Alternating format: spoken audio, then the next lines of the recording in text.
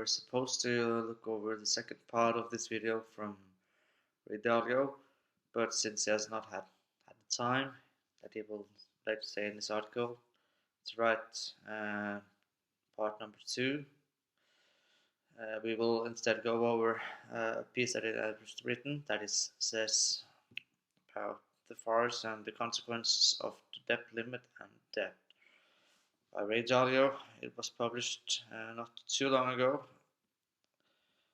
So let's see here. So I will read the article for you and then you can make up your own opinion about it.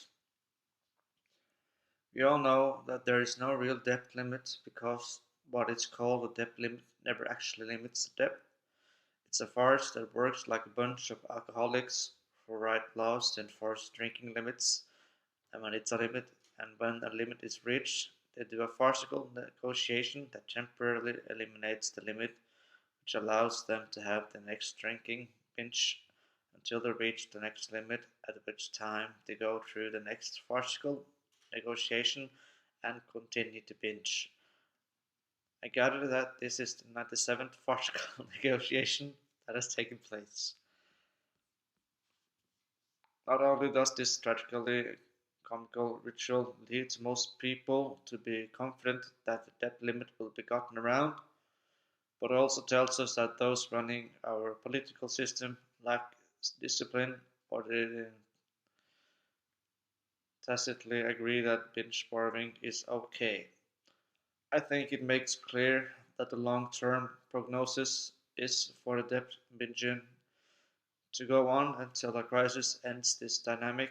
However, most people seem comforted that the debt limit won't trigger a debt default and don't worry about the debt binging continuing.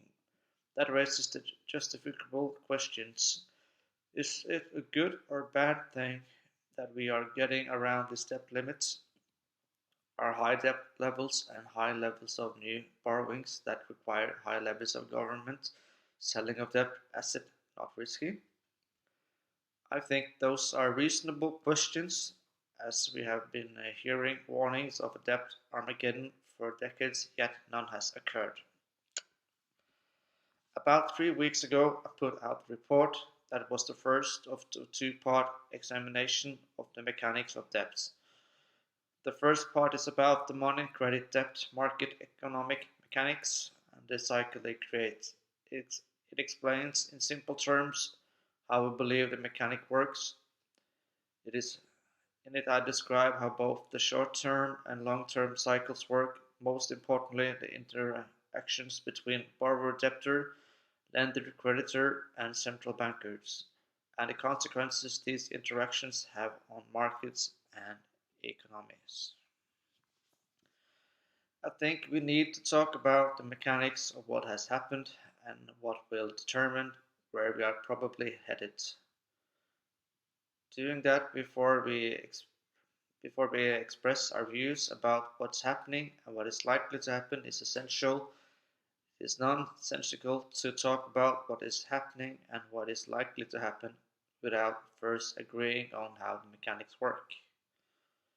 We can't possibly answer such basic and important questions as whether the government can continue to accumulate debt in large amounts without facing bad consequences, and if there are going to be bad consequences, what they will look like and what will bring them about without first knowing how the mechanics work.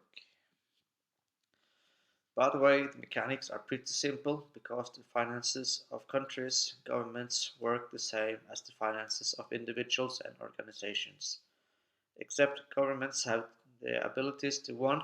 Print money and 2. Take money from some people and give it to others.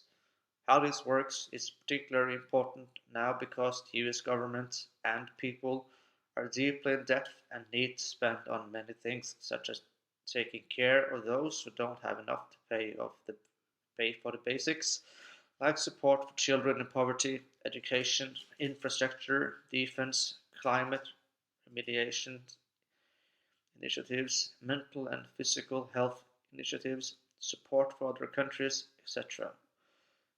Because money and debt are not limited, Those who make the decisions on how much to spend on what don't look at how much money they have to spend, and they prioritize what they should spend it on. They instead decide how much they want to spend and then decide whether they will get it from taxes, which is hard because people fight to keep their money, or borrow it, and if they borrow it, they have to decide whether they sell it or to lender creditor who want to sell it to central banks, or print the money to buy it, what to do, and why it is critical to understand for those who set policies as well as for those who are affected by them. So I look forward to our continued exploration of how the machine works and what is most likely to produce. P.S. In part 2, which I'm working on now, I will give a quick review of how the mechanics described in part 1 have played out from 1945, beginning of the US and the US dollar world order until now, and take a look into the future. So that was the article. I hope that you enjoyed it, and I will see you in the next one.